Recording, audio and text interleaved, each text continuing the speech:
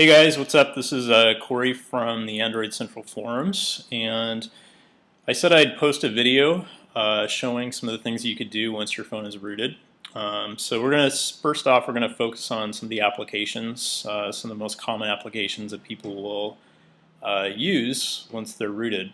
And I'm going to show you those applications on this website called AppBrain. Now, AppBrain is really cool. The reason why is you can search the market for specific applications without getting all that spam that you see in the regular market app. So it filters out all the wallpaper stuff that spammers post. Just really cleans all that out really nicely. There's also an AppBrain application that you can install on your phone. And you can also use that to search the market as well. So it filters out all the spam and everything. It does have its own sort of adware at the bottom, which I'm not really big on. I wish they had a paid version because I'd rather get rid of the ads and not have to look at them. But anyway, it's a great app. One of the nice things that it can do is you can sign into your Google account from within AppBrain, and you can upload a list of all the applications on your device to the AppBrain website. So using your account, so it's tied to your account. And once you've done that, that's sort of a backup in a way. So if you were to factory reset your device, or if you were to replace it with a new one, when you brought the new one online, you could just download AppBrain, sign into your Google account through AppBrain, and it would automatically push a list of all those applications to your device, and you could reinstall them really quickly. Now, that's a little bit different than the market application, where so if you buy an application through the market, if you switch devices or factory reset, when you come back, you can still access those applications and re-download them, but it won't list the free ones. So with AppBrain, it pushes a list of all the applications you've downloaded for that device to your phone. So it's really nice. All right. So and then the last thing that you can do is I switched from a Droid X to an Epic, and then I switched to the Fascinate here. So I had a bunch of applications that I was using on the X. Some of them were free, some of them I purchased. So if I go into AppBrain here and I click on the Droid X and then click on, actually I can go in and I can check specific applications that I want to move over to my new phone, or I can just click all here and I can then do add to list and then pick the device that I want to add, which list I want to add them to. So really nice, makes it easy to reinstall your applications. Definitely, AppBrain is definitely something you're going to want to install immediately. Don't even wait. It's a great thing. All right. So that said, let's take a look at some of the apps that are on my rooted Droid X, and we'll just go through and we'll look for some specific ones that I added after I rooted. So the first one here is Root File Explorer. There's a lot of file explorers on the market. One of them is like Astro. There's also eFile. There's all sorts of different file explorers, but this one is unique in the sense that it allows you to mount a specific folder in your root. So like, for example, all your applications are installed in /system/app or app. So that's where the Blockbuster APK is. That's where all the Verizon bloatware is. So Root Explorer will let you go into that folder, mount it as read-write, and then you have the ability to go in and delete, which I don't recommend, or renaming files like some of the bloatware files, or moving them around too. So Root Explorer is the first app that I would recommend. The next one for rooting, for a rooted phone that I'd recommend is AdFree. So AdFree is actually not an app that you're going to find via AppBrain. It's in this list here because I had it on my Droid X. But if you search for AdFree in AppBrain, it wouldn't come back with any results. And I'm guessing they they block that app in AppRain because AppRain has ads in their application, and so they probably filter that out. But in the market, you can find it, and it basically anywhere there's an ad in a web page or in a free app, it's going to block that. It's going to block that ad.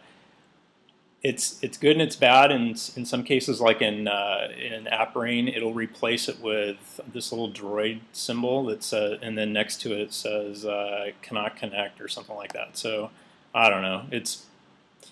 It's great in the web browser. It doesn't work so well with apps that are free and have ads in them.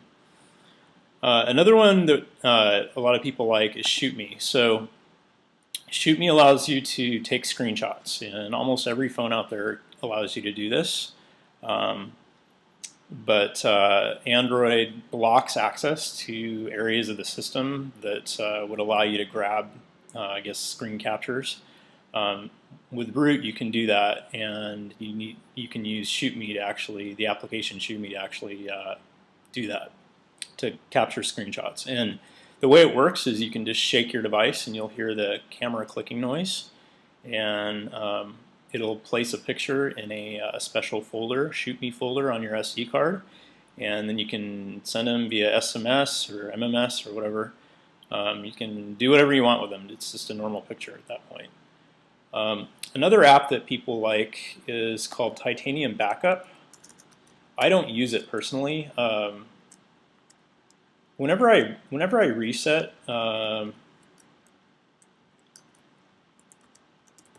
whenever I do a reset, I like to start fresh. I don't know. There's something about bringing back old stuff before I did the reset or whatever. Something makes me nervous about that. I like to have like kind of a clean, fresh start.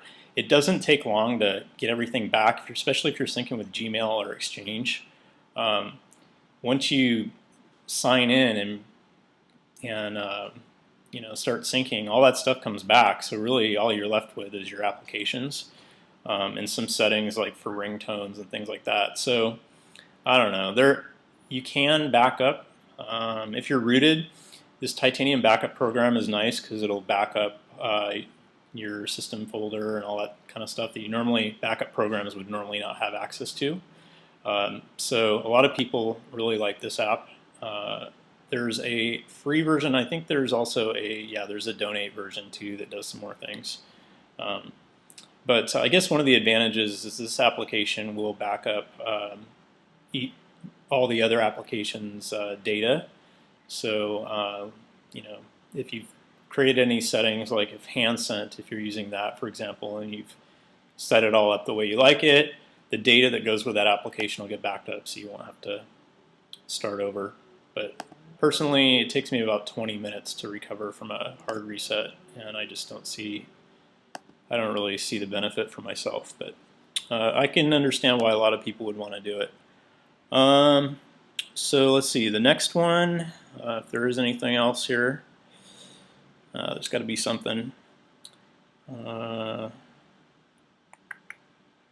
actually don't see anything in my list. So what we can do now is you can do a search for the word root. And when you come, so here's one that a lot of people like to use. Now on the Fascinate, I can't get this to work. I've been able to get it to work on all other devices, but I'm sure at some point this app will be updated or somebody will come out with a solution for this. But normally the way this app works is if you're rooted, you fire this app up, you push the this beacon in the middle here, and it turns your phone into a hotspot. So it basically uses your Verizon connection or Sprint or whatever you're on. It uses that connection, data connection, and you now become a Wi-Fi access point, and your laptop or whatever can connect to it and leverage that data connection. The carriers can't tell that you're doing that. However, you want to make sure you're not like downloading 20 gigs of data each month or whatever. They're going to catch on, and you'll probably get in some trouble for that. Some phones support after they've been rooted, and a lot of times it requires a custom ROM or something. You can adjust the CPU, gigahertz or megahertz or whatever, megahertz, so you can overclock it or underclock it. The Fascinate doesn't have that ability yet, but that's sort of another reason people like to root, is to take advantage of that feature. So let's see, what else? So lots of good stuff. The main thing that you, I guess the takeaway from this is that we can't really, or I can't really show in the screen here, is the ability to use Root Explorer. Okay, once you've rooted and you've installed that application, you can now go into the system/app folder, and you can rename a bunch of files or move them to your SD card. And specifically, I'm talking about the bloatware. And I've listed all the applications in the sticky. So there's Blockbuster, there's VCast, there's just a bunch of crap in there. VZ Navigator, if you don't like that. There's a bunch of stuff in there that you may want to get rid of. So like I said in the sticky, don't delete it. You can either rename it so that it just doesn't start up with the operating system, or you can move it to your SD card. If you delete it and you can't figure out how to get it back, you may have some problems later on when they release Freo, because a lot of those over-the-air updates check to make sure that everything's in place before they go in and do anything to your device. So other than that, I think that pretty much covers it. If you have any questions, be sure and post them in the forums. Please do not private message me. You guys ask great questions, and when I get private messages with good questions in them, I'd like to be able to answer them and have everybody see and benefit from those answers, or have some other guys that are being helpful in the forums address them as well. So thanks for watching, and I'll talk to you later.